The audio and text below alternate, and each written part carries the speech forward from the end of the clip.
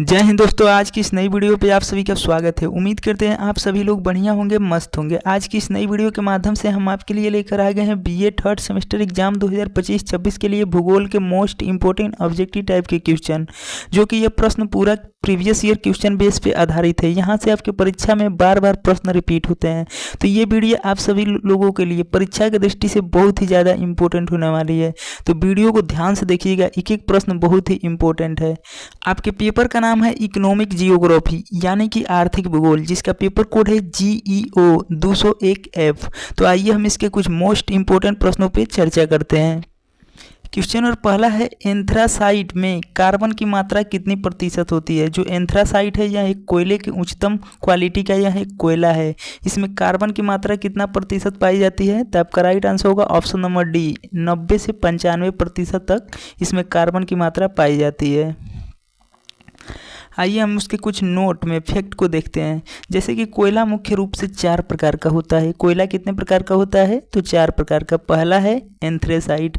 Anthracite ये सबसे ऊंच श्रेणी में आता है, यानी कि सबसे बेस्ट क्वालिटी का कोयला एंथ्रेसाइट को माना जाता है, जिसमें कार्बन की मात्रा सबसे अधिक होती है।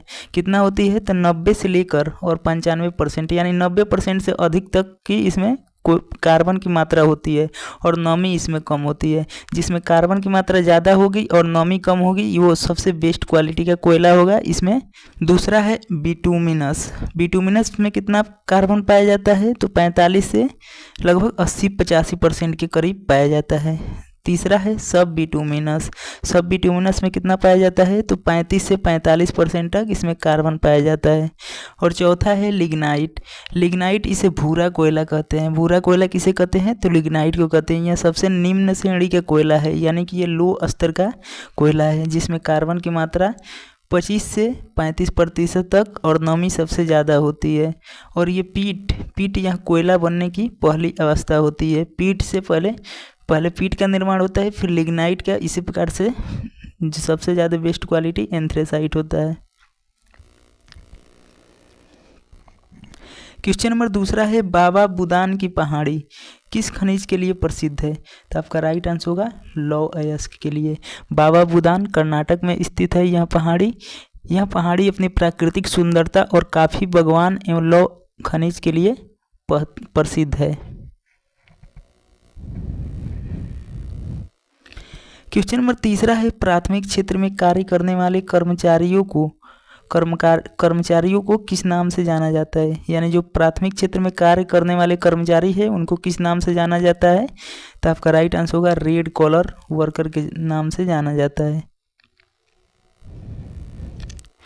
इसके कुछ मोस्ट फैक्ट है, जैसे कि white collar job. White collar job कौन है, इसमें शिक्षक आते हैं, अकाउंटेंट आते हैं, IT पेशेवर, वकील और प्रबंधक, ये सभी वाइट कॉलर जॉब में आते हैं। ब्लू कॉलर जॉब में कौन आता है, फैक्ट्री वर्कर, कंस्ट्रक्शन वर्कर। और पिंक कॉलर जॉब में नर्सिंग, शिक्षण और ग्राहक सेवा और लिपिकी पद आते हैं।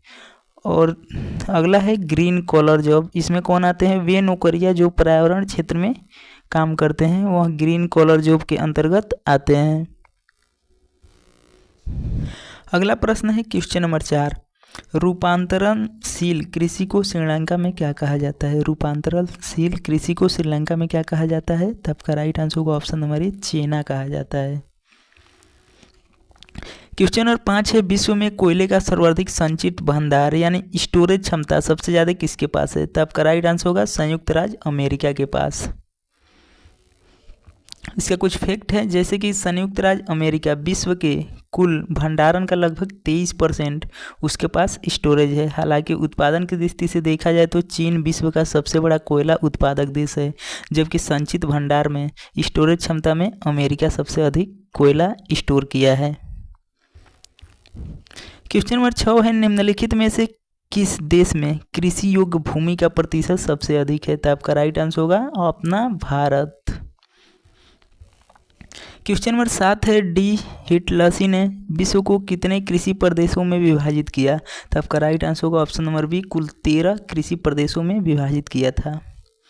क्वेश्चन नंबर 8 है, डी हिटलसी ने विश्व को कृषि प्रदेशों में विभाजित करने के लिए कितने आधार तत्वों का उपयोग किया था, तो आपका राइट आंसर होगा 5 आधार तत्वों का उपयोग किया था। क्वेश्चन नंबर 9 है, निम्नलिखित में से कौन सी नकदी फसल नहीं है। इनमें से कौन सी नकदी फसल नहीं है, तो आपका राइट आंसर होगा नकदी फसल। इसमें से धान नहीं है, बाकी ये कपास हो गया, कॉफ़ी हो गया, गन्ना होगा, ये सभी नकदी फसल है।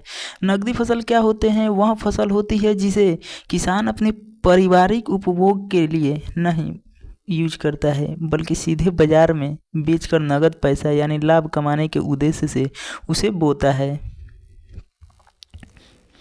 क्वेश्चन नंबर 10 है, निम्नलिखित में से कौन सी बागाती फसल नहीं है। इनमें से कौन सी बागाती फसल नहीं है, तब का राइट आंसर होगा मक्का। बाकी ये रबड़ हो गया, चाय हो गया, कॉफ़ी हो गया, ये सभी बागाती फसल है। क्वेश्चन नंबर 11 है, संयुक्त राज्य अमेरिका में मक्का का प्रमुख उपयोग होता है, किस लिए होता है, तब का राइट आंसर होगा ऑप्शन नंबर बी, पशुओं के चारे के लिए होता है। क्वेश्चन नंबर 12 है, ब्राज़ील में कहवा के बाग कहलाते हैं। कहवा के बाग क्या कहलाते हैं, तब का राइट आंसर होगा ऑप्शन नंबर बी, फेजेंडा कहलाते हैं। क्वेश्चन नंबर 13 है, परिवहन एवं संचार किस आर्थिक क्रियाकलाप में आते हैं, तो आपका राइट आंसर होगा तृतीयक क्षेत्र के अंतर्गत आते हैं।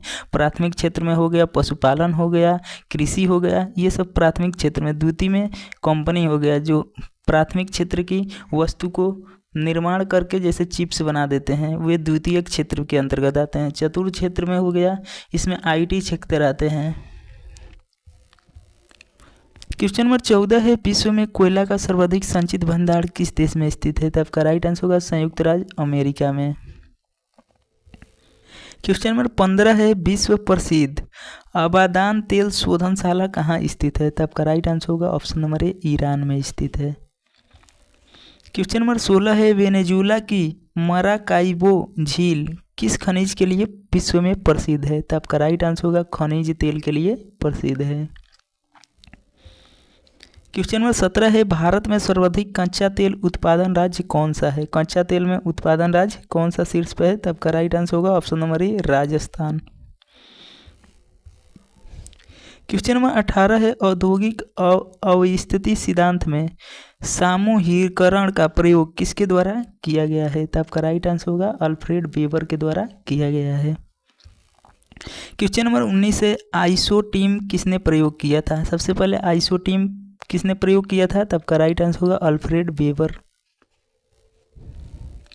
क्वेश्चन नंबर 20 है, निम्नलिखित में से कौन सी विश्व की बृहत्तम लौह इस्पात उत्पादक देश है, तब का राइट आंसर होगा ऑप्शन नंबर बी, चीन।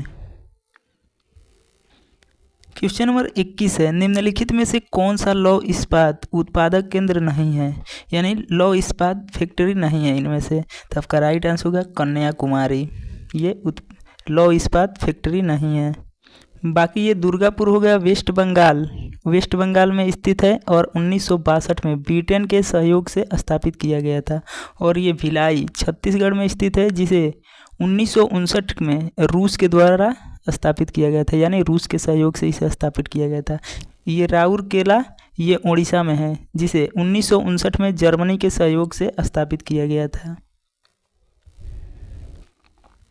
क्वेश्चन नंबर 22 है, कपास की मिट्टी किसे कहा जाता है, तो आपका राइट आंसर होगा काली मिट्टी। कपास के लिए काली मिट्टी उसके लिए सबसे बेस्ट है। जलोढ़ मिट्टी क्या होता है, ये धान गेहूं के लिए होता है। और ये लेटेराइट मिट्टी होता है, जिसपे चाय, काफ़ी, नारियल इन सब की खेती की जाती है। क्वेश्चन नंबर 23 है, वस्त्र उद्योग किस आधार वाला उद्योग है, तब का राइट आंसर होगा ऑप्शन नंबर ए, कच्चा माल आधारित उद्योग के अंतर्गत आते हैं। क्वेश्चन नंबर 24 है, मैनचेस्टर किस उद्योग के लिए प्रसिद्ध है। मैनचेस्टर किस उद्योग के लिए प्रसिद्ध था, तब का राइट आंसर होगा ऑप्शन नंबर ए, सूती वस्त्र उद्योग के लिए प्रसिद्ध था।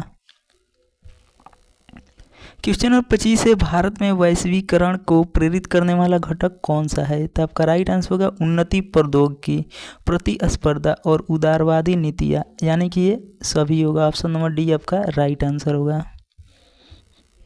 क्वेश्चन नंबर 26 है, निम्नलिखित में से कौन सा देश भारत का सबसे बड़ा व्यापारिक साझेदार है, तब का राइट आंसर होगा ऑप्शन नंबर ए, संयुक्त राज्य अमेरिका।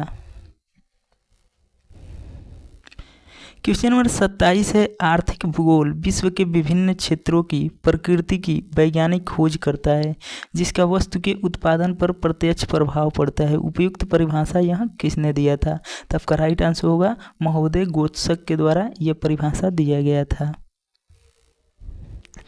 क्वेश्चन नंबर 28 है, आर्थिक भूगोल के विद्वानों का किस उपार की ओर सर्वाधिक झुकाव रहा है? तो आपका राइट आंसर होगा ऑप्शन नंबर बी, प्रादेशिक उपागम की ओर अत्यधिक झुकाव रहा है। क्वेश्चन नंबर 29 है, आर्थिक भूदृश्य की संकल्पना का उद्भव किस शब्द से हुआ है?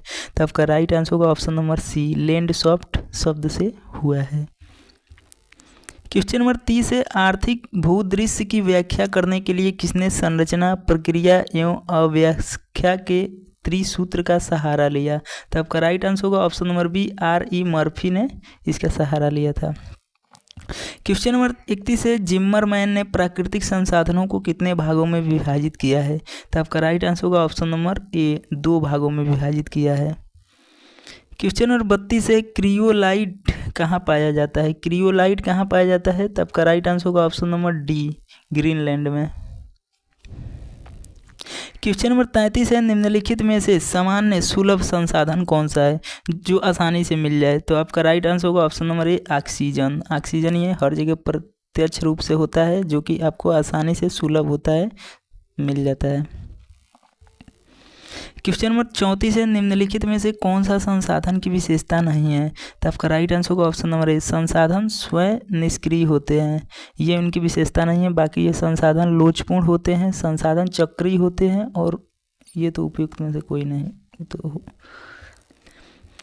क्वेश्चन नंबर 35 है, द एनवायरमेंट हैंडबुक नामक पुस्तक का संपादन किसने किया था? द एनवायरमेंट हैंडबुक नामक पुस्तक का प्रकाशन किसने किया था? तो आपका राइट आंसर होगा गैरेट डी बेल के द्वारा किया गया था।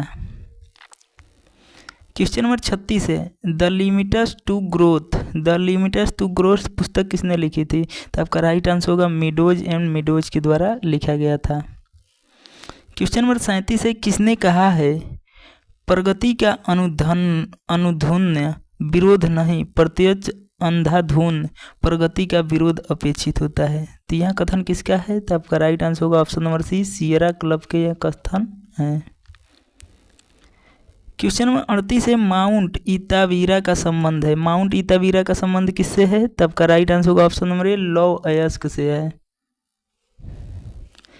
क्वेश्चन नंबर 39 है, वैज्ञानिक अनुसंधान में लगे कर्मचारियों को किस नाम से जाना जाता है? तो आपका राइट आंसर होगा गोल्ड कॉलर वर्कर के नाम से जाना जाता है। क्वेश्चन नंबर 40 है, वान थ्यूनेन के अनुसार छठवीं पेटी जानी जाती है। छठवीं पेटी किसके लिए जानी जाती है? तो आपका राइट आंसर होगा पशुपालन के लिए। क्वेश्चन नंबर 41 है, व्यापार एवं वाणिज्य किस आर्थिक क्रियाकलाप में आते हैं? तो आपका राइट आंसर होगा द्वितीयक में। द्वितीयक क्षेत्र के अंतर्गत व्यापार हो गया, वाणिज्य हो गया, ये द्वितीयक क्षेत्र के अंतर्गत आते हैं। क्वेश्चन नंबर 42 है, स्वास्थ्य एवं शिक्षा किस आर्थिक क्रियाकलाप में आते हैं? तो आपका राइट आंसर होगा तृतीयक। क्वेश्चन नंबर 43 है, निम्नलिखित में से कौन सा अर्धजली फसल है? तो आपका राइट आंसर होगा धान। धान अर्धजली फसल के अंतर्गत आता है। क्वेश्चन नंबर 44 है, विश्व में चाय का सर्वाधिक उत्पादन कौन सा देश करता है? तो आपका राइट आंसर होगा ऑप्शन नंबर ए, चीन करता है। क्वेश्चन नंबर 45 है, निम्नलिखित में से कौन सी पहाड़ी चाय की खेती के लिए प्रसिद्ध है? तो आपका राइट आंसर होगा नीलगिरी की पहाड़ी चाय के लिए प्रसिद्ध है, और ये इलायची की पहाड़ी भी उसके लिए प्रसिद्ध है, लेकिन आपका राइट आंसर होगा नीलगिरी की पहाड़ी। क्वेश्चन नंबर 46 है, डी हिटलसी ने कृषि प्रदेशों का सीमांकन किस वर्ष में किया था? तो आपका राइट आंसर होगा ऑप्शन नंबर बी, 1936 में किया था। तो उम्मीद करते हैं दोस्तों ये छोटी सी वीडियो आप सभी को पसंद आया होगा। अगर वीडियो पसंद आए तो वीडियो को लाइक कीजिएगा और अपने दोस्तों के पास शेयर कीजिएगा, और चैनल पर पहली बार जुड़े हैं तो चैनल को भी सब्सक्राइब करके बेल आइकन को प्रेस करके ऑल पे सेलेक्ट कर दीजिएगा, ताकि जब भी मैं आपके लिए कोई BA से रिलेटेड वीडियो लेके आऊँ, आपके सेमेस्टर से रिलेटेड कोई वीडियो लेके आऊँ, तो सबसे पहले नोटिफिकेशन आपको मिले। तो नीचे कमेंट बॉक्स में कमेंट करके बताइएगा कि ये वीडियो कैसी लगी और आपको किस टॉपिक पर आपको वीडियो चाहिए। तो नीचे कमेंट में कमेंट जरूर कीजिएगा। तो मिलते हैं फ्रेंड्स नेक्स्ट वीडियो में, तब तक के लिए जय हिंद।